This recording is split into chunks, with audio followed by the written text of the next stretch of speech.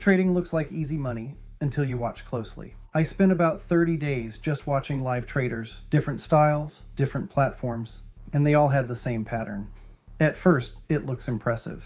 Quick decisions, confident entries, wins happening live. And if you're new, it's easy to think, this is what good trading looks like.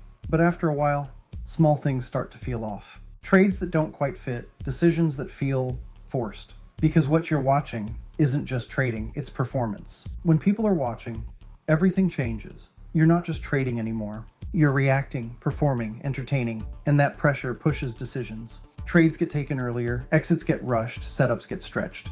Not because they're bad traders, but because they're not trading alone anymore.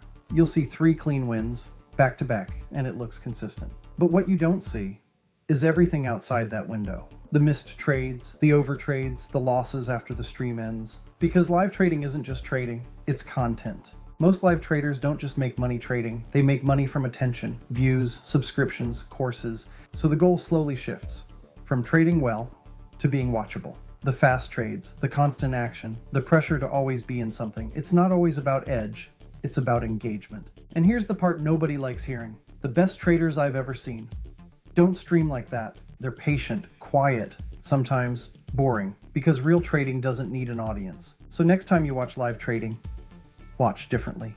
Don't just look at the wins. Ask yourself, would this trade happen if nobody was watching? Because there's a difference between trading and performing. Trade smart or don't trade at all. Get back to the process. Get back to work.